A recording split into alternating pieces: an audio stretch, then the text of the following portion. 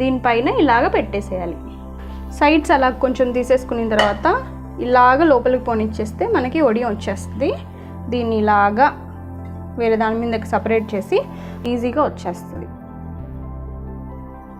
ఇది నీళ్ళలోనే ఆరిపోతుంది. చాలా స్పెషల్ ఆవిరి వడియాలు. ముందుగా నేను ఈ గ్లాస్తో బియ్యం పిండి తీసుకున్నా. ఈ కొంచెం బియ్యం పిండితోనే చాలా వడియాలు పెట్టుకోవచ్చు. అది ఎలాగో ఇప్పుడు మా మమ్మీ చూపిస్తుంది. ఫస్ట్ మనం దీంట్లోకి తగినంత ఉప్పు వేసుకోవాలి. మామూలుగా అయితే అందరూ జీలకర్ర వేస్తారు కదా, మా మమ్మీ మాత్రం జీలకర్ర పొడేస్తుంది ఇలాగా. అది ఇంకొక టేస్ట్ అనమాట. ఎక్కడ కూడా జీలకర్ర తగలదు మనకి. తర్వాత చిల్లీ ఫ్లేక్స్, ఇదేమి బయట కొన్నటివి కాదు, ఇంట్లో మనం చేసుకున్న చిల్లీ ఫ్లేక్సే.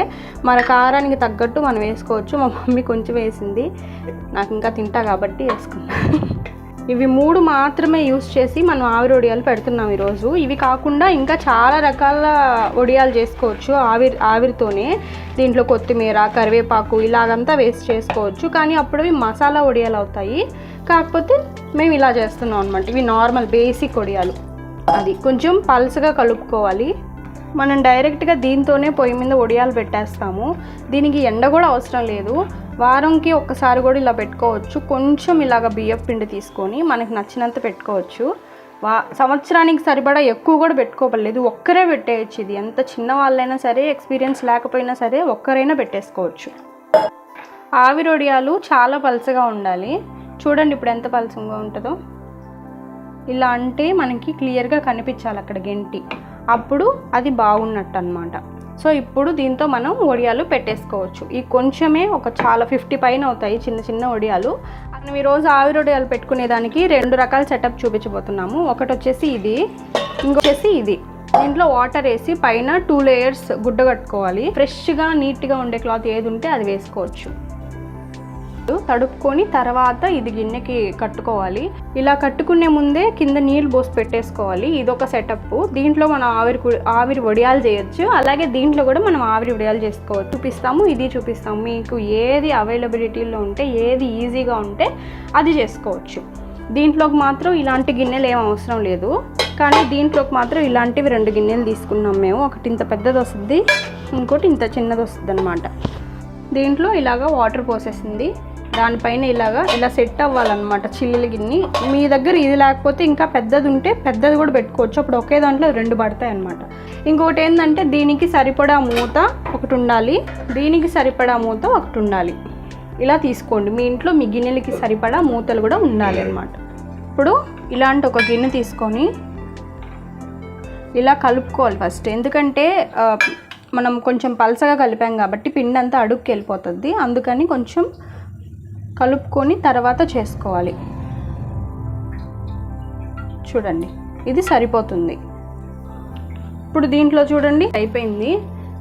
మనము ఫస్ట్ పక్కన కొంచెం చల్లనీళ్ళు పెట్టుకోవాలి. చల్లనీళ్ళు అంటే మామూలు నీళ్ళే. దాంట్లో ఈ ప్లేట్ వేసేసేయాలి. ఇది తీసి మళ్ళీ పెట్టే లోపల అక్కడ టైం వేస్ట్ కాబట్టి ఇంకొకటి ఇలాంటి గిన్నె ఒకటి సెట్ చేసి పెట్టుకుంటే ఇది వెంటనే పెట్టేసుకోవచ్చు. అప్పుడు మళ్ళీ దీని మీద మూత పెట్టేయడమే. చూడండి ఇప్పుడు ఇది కొంచెం చల్లారిపోయి ఉంటుంది. మళ్ళీ దాన్ని మనం సెట్ చేసుకునే లోపల ఒక 2 సెకండ్స్లోనే ఇది సెట్ అయిపోతుంది. దీన్ని ఇలా తీసుకొని సైడ్ నుంచి ఇలా అనుకుంటూ రండి. సైడ్ నుంచి మొత్తం అనాలి. అప్పుడే మనకి ఈజీగా వస్తుంది. మళ్ళీ పొడి చేయమాకండి, చూసుకొని చేసుకోండి.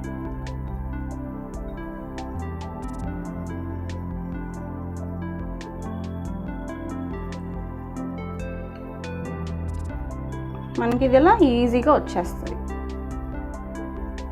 ఇప్పుడు దీన్ని ఫస్ట్ మనకి దగ్గరలో లేకపోతే ఆరబెట్టేది ఇలాంటి ఒక దాంట్లో వేసుకొని తర్వాత దీన్ని ఇలాగా ఎండబెట్టుకోవడమే. చూడండి ఎంత బాగా వచ్చిందో. ఇప్పుడు ఇంకో ప్రాసెస్, కొంచెం అలా తీసుకొని దోశ మనం ఎలా వేస్తామో సేమ్ అలాగే చేసుకోవాలి.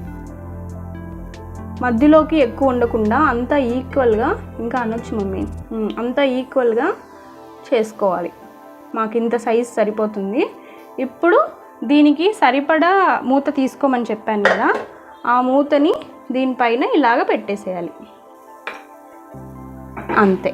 చూడండి ఆవిరి మీద పెట్టింది, ఇది క్లాత్ మీద పెట్టాము కదా అదనమాట. ఇది కంపారేటివ్లీ దీనికంటే అదే ఈజీ కదా మమ్మీ?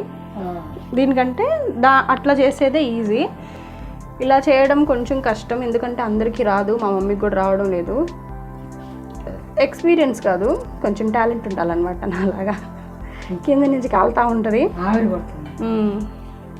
సైడ్స్ అలా కొంచెం తీసేసుకున్న తర్వాత ఇలాగ లోపలికి పోనిచ్చేస్తే మనకి వడియం వచ్చేస్తుంది. దీన్ని ఇలాగా వేరే దాని మీదకి సపరేట్ చేసి మళ్ళీ వెళ్ళి ఎండబెట్టుకోవడమే.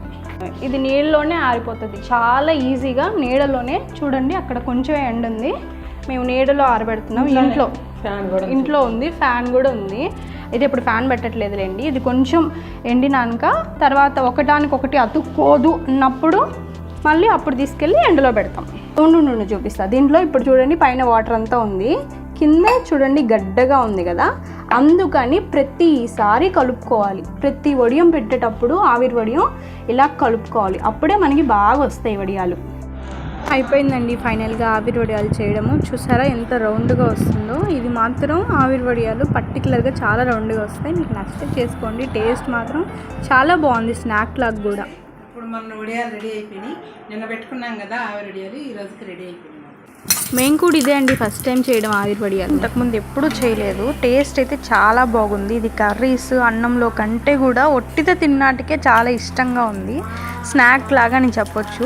అలాగే వడియం చిన్నది కూడా చాలా పెద్దగా అప్పడంలాగా ఎక్స్పాండ్ అవుతుంది, అదొకటి.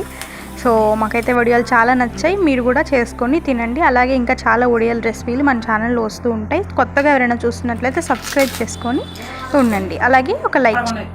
భలే ఉన్నాయా? భలే ఉన్నాయి.